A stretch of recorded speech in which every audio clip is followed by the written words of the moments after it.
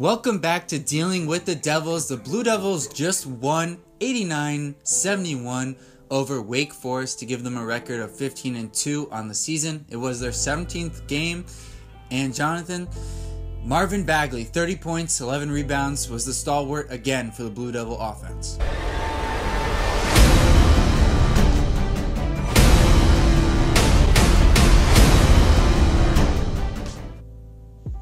Well, that would be JD to you, but on the other hand, yes, he did have another amazing stat line, but you saw that he was blocked almost 4 times in the first half, and that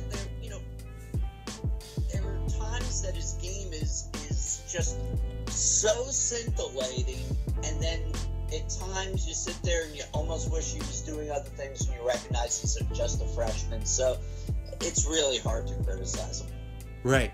And, some of those other things, I guess, at times you wish he'd pass the ball more, but he finished tonight with 3 assists. At times he gets like a tunnel vision where he's just so relentless at going to the rim that his focus is straight at the rim and he doesn't see guys around him. But tonight, 3 assists. He found he had a nice pass where in the open break where he found Gary Trent in the corner.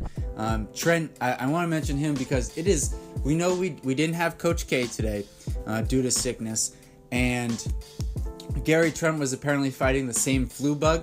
To shoot the way he did battling the flu bug, 19 points, 6 of 7 from 3, I think honestly it just helped him just forget about everything else and just kind of focus in on basketball because he was phenomenal as well tonight. Well, we're going to remember a certain NBA player named MJ who played through being sick, and I will recall many a game running a fever. Actually, it loosens your body up. It doesn't take you away from the game when you play, once you get on the court. The reality is that it's later on, it'll be 2-3 hours later that you will feel awful.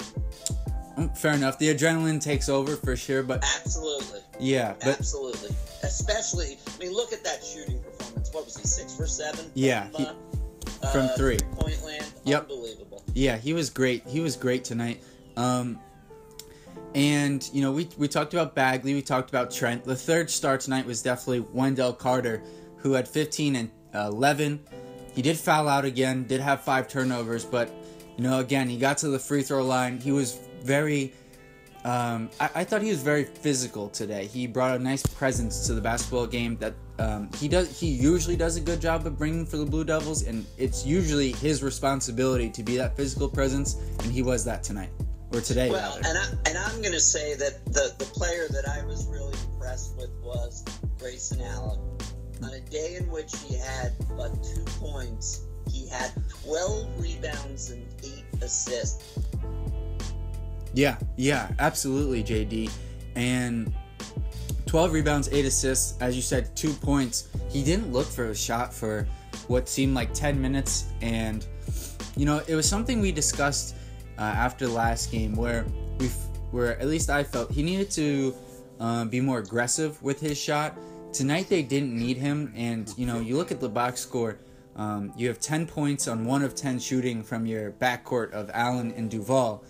Usually that's going to be a problem in terms of your ability to win. But, against Wake Forest, who doesn't really have interior scoring presence and really limited their offensive game, I thought that they were able to get away with it. But also, when those 2 guys combined for 14 assists, only 4 turnovers, that's also going to do a great job. And hence the reason why Trent, Carter, Bagley all had great scoring performances.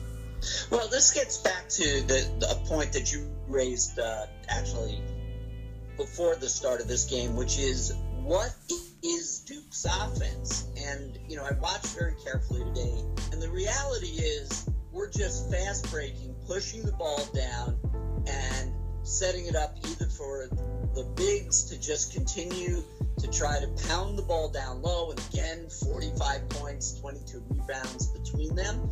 But the reality is there isn't a flow.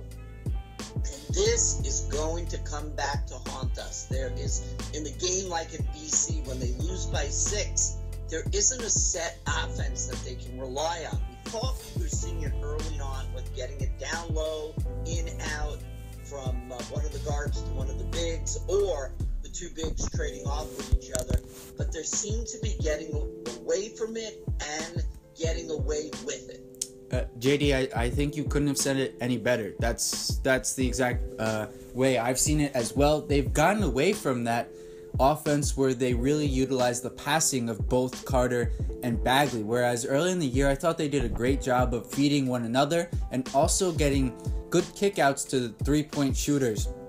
And that was something you saw from the Blue Devils during the Jahlil Okafor years, where Okafor would get it in the post and you'd have Jones and Quinn Cook and Winslow and Matty Jones all surrounding him from the three-point line. And, that was a great look. And again, there is a difference between it being a 4-out, 1-in look and more of a 3-out, 2-in look. But still, I would like to see more of a pick-and-roll, more pick-and-roll plays. I know it's not going to turn into a pick-and-roll based offense, but for something that, usually is not something we do a very good job at defending, it's interesting that we don't run it very often, especially with Duval's ability at the point guard position, the ability of both bigs to finish at the rim, as well as space the court. I mean, they combined for 3 3-pointers tonight. There's just a lot of versatility there that I'm surprised we don't try to attack with a two-man game, splitting the floor with Allen and Trent Jr.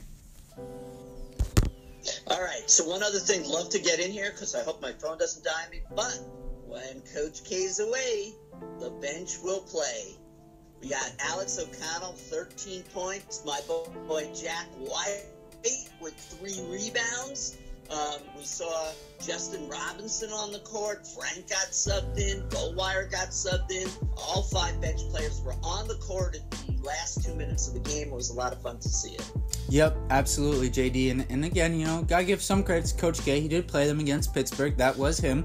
But yeah, Capel tends to, in the past couple of seasons, as we've gotten more looks from him, he tends to be more willing to go to different guys. I don't know what the reason for that is, but even if you remember the game from a season ago where he played kind of a bench type unit, and he really brought energy to the team when they were really struggling. He didn't, I believe he sat like Grayson and Luke Kennard for a decent stretch there, and he brought in more energy from the bench. It's something Capel's not afraid to do. He doesn't seem to have certain instructions from Coach K that he needs to follow, but rather goes and dictates it based on the flow of the game. Now, I will say I thought it was interesting that O'Connell he wasn't even the second guy off the bench. I think he was third today. And for the guy who's without Delorier and Bolden, he'd have to be our best bench player. It was surprising that he was the third guy in, and Justin Robinson was first, which was pleasant to see. But still, O'Connell obviously had a great first half with 12 first half points and provided that energy that the Blue Devils needed. All right, let me just jump in here and answer that question that you posed. I've had time to think about it. Last 5 years, best Duke player. In the era of one and done, it's very hard to answer that because each year there could be an impact player. The only guy that's sort of been there over the period of the 5 years is Grayson, and so your tendency is to go Grayson. But if I wanted to pick one guy that meant more to the team than anyone else over the last 5 years, my pick is Tyus. Yeah, that's exactly where I went as well, JD. I just felt like, for one, with the title team, I think that definitely gives them some bonus points for sure. And 2, his ability to raise his play at the biggest moments, to me, just elevated him above the other guys and much more talented players, right? You look at Jabari Parker, Jason Tatum, Brandon Ingram, some of these really versatile wings, but Tyus Jones' steadiness, his composure, and his ability to rise in the big occasions, he has to be the most important player over the past 5 years. Just a little fun question. As we've had so many one-and-done guys, I was just curious what your thoughts would be there, JD. Now, moving on, Monday, our game against Miami, the team that I always tell you, JD, is going to give us problems, and this year will be no different. We'll have to see if Coach K will be back for that one, but I fully expect a close game on Monday night. Absolutely. In Miami, the way and without a flow to the offense, this is going to be a close game, and I am certainly worried about the outcome of this one. Yeah, I should rephrase that.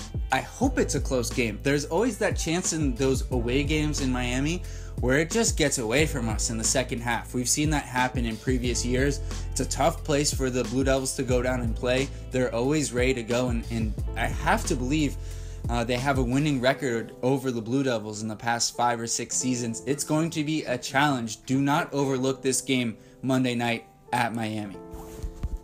Absolutely. That's so. I would say for Jack and JD, that's dealing with the Devils.